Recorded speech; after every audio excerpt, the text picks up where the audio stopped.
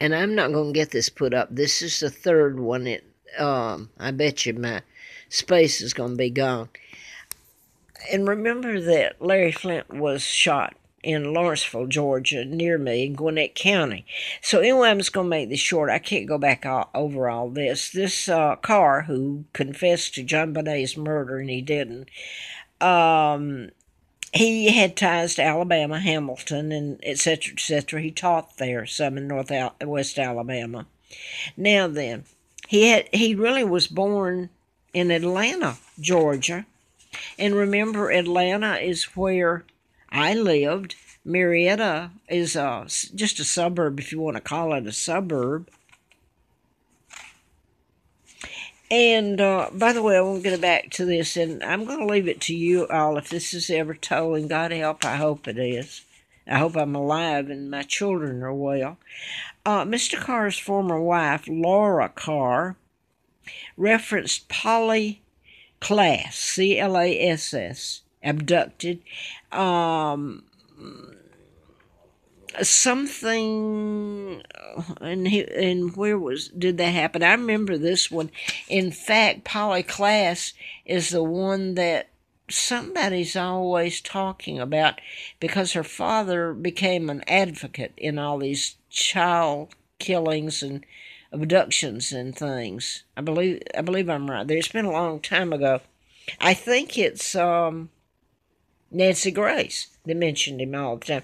Anyway, here, John Mark Carr, who's tried to say he killed JonBenét and he didn't, his former wife, is saying that he had something to do with trying to say he had abducted and killed Polly Klaas.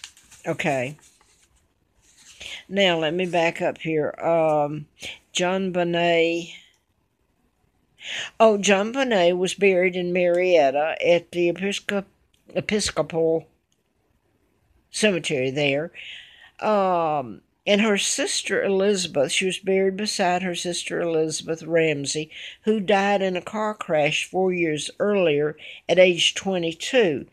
JonBenét was born August the 6th of 1990 in Atlanta. Of course, she died Christmas Day, 1996, and they tried to say her parents did it. By the way, John's sister, one of his sisters, I believe, or an aunt was named Peggy. But it's just, what it does, it gets too much to be any coincidence whatsoever. And besides, later, his attorney, Wood, who I had talked to, I paid the bus ticket. I've never gotten any money for any of this. He came out to the trail later, and he waved at me, and it's one of those things that people say, yeah, Linwood came out there, and he came almost up to where you were camped on the trail, and he waves at you and turned around and went back. Yes, he did. Okay, he represented Richard Jewell, who was accused of the bombings, Olympic Park bombings in Atlanta, which feeds back to, don't let me go blank here. Eric Rudolph. And I've told about Eric Rudolph in here. He was programmed. He lived on the trail. He was finally caught by a policeman named, in Murphy, North Carolina. I believe it's North Carolina. Remember Alexis Murphy? The name Murphy is used in this a lot. And it was 4 o'clock in the morning. Now, mind you, they always knew who he was. My God, they put chips in people, GPS. They can track you on. I've been telling this for so long, and people don't want to hear it. And anyway, now then, here's what I'm going to go back to here. I don't know if this is one big joke, April Fool joke, or where it ends. Okay, Adams County District Attorney, that's Boulder, Colorado, as in Adam, and leave that blank. Okay, John Mark Carr confesses to murdering JonBenét. So Boulder, Colorado is going to file on him, but then they find out that he didn't do it. JonBenet Ramsey was a beauty queen, as in a queen, and she wears a crown, and she did in that. And she's buried at the cemetery in Marietta. They moved back from Boulder when she was brought back and buried in Marietta. And then, can you imagine what they went through? Because the press was trying to say that the parents killed, John and Patsy killed their daughter, and of course it was done in patterns. I don't know who killed her. I just know it was done in well, I know who. Yeah, well, programmed somebody to do it, but I guess it's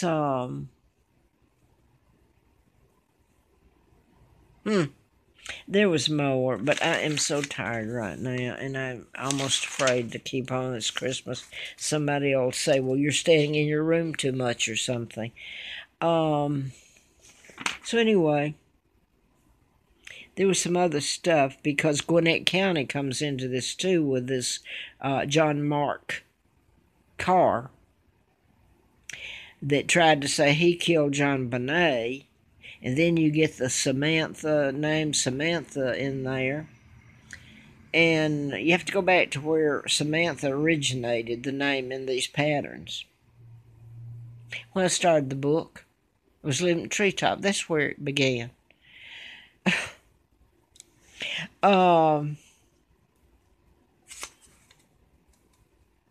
Anyway, I was trying to see.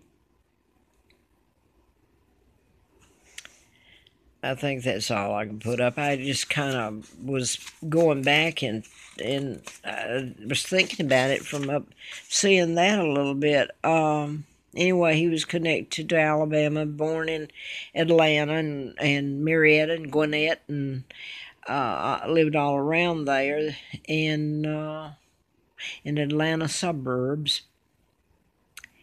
And his former wife was Laura Carr.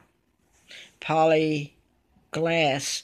I found that odd that showed up. That's, this woman's got to know, well, I know she does. Nancy Grace, I think I blank her name out. She's made money. All these people have written books, and she's on every one of these programs being asked her opinion. And can you imagine? Someone told me, and she's related to me. She's one that contacted me, and from the Windsors. And she said the minute she saw my Facebook page, she knew I was telling the truth about my dad and who I am and everything. Oh, now I'm going to forget what I was going to say. Well, pardon me. What was it I was going to say? The Pollock, I was talking about Nancy Grace. Well, I don't like Nancy Grace. No. They've all made money off of this, and when they start getting opinions from Nancy Grace and forensic pathologists and psychiatrists and police detectives and criminal minds, what the profilers, and they tell none of this, well, okay. You got to know something's wrong. Oh, I was going to tell what she said, the one that's kin to me that contacted me. She said if the truth about all this, my kidnapping, my dad, what was done to him, my mom, and all this is ever told, there'll be too many reputations that are ruined. Well, she's right about that. And I'm going to tell you something, if I can think here. It's what I put up, and she corresponded back on Facebook. Said the minute she saw it and heard about me, she knew it was me, and all of it's true. Brian Keith had a TV series, Family Affair or something, and now that I'm going to forget the English butler's name. And then they had the twins, Buffy and Jody. Well, her name's Jody. Princess, I might as well go ahead and say it if all this is ever told, Mountbatten.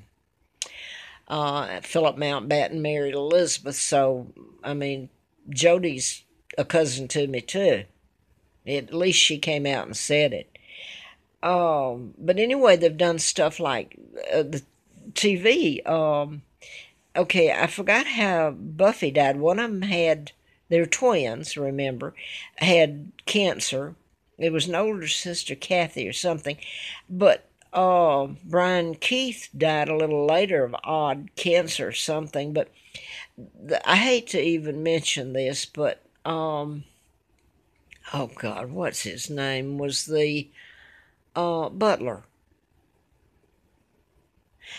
English butler. Oh, okay. Anyway, the thing there was my husband had a company called Grand National in Fulton County. And it's a question to who financed it, but anyway, I think I know who financed it. I do. I'm not going to say any more there. But one of his salesmen, he had been in the U.S. Army and retired, and he was working for my husband, selling, fabric. He was on the plane, and he's sitting next to, what on earth? I know his name. On the way, I better not say this. Everybody will, like I have a plague. I'm just telling it. I didn't do it. And you're not going to die because you contacted me or you did. Did anybody in this whole wide world think that maybe, just maybe, this was to see who would prosecute all these crimes that have been done? And some people have helped me the last 3 or 4 months.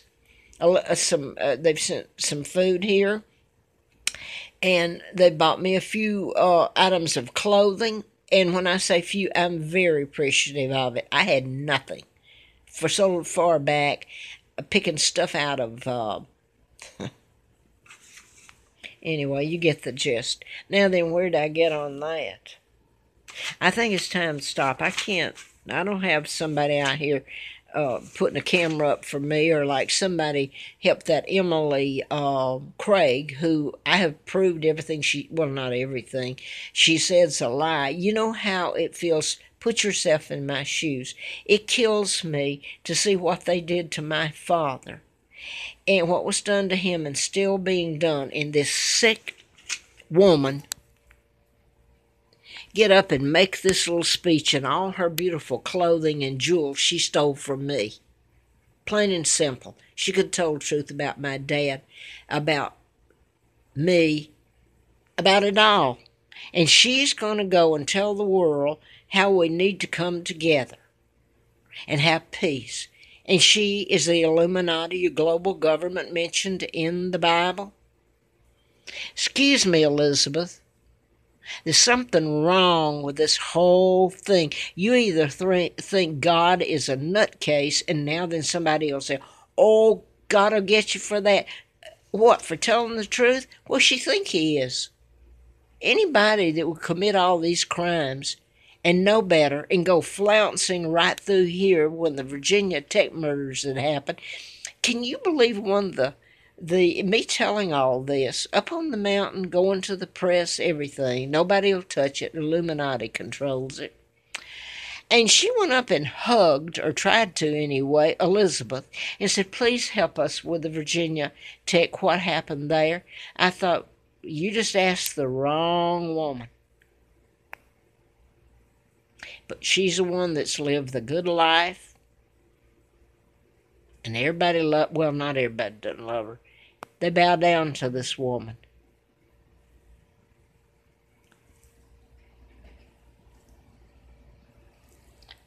That's the man that probably would have never required anybody to bow down. And look what happened to him.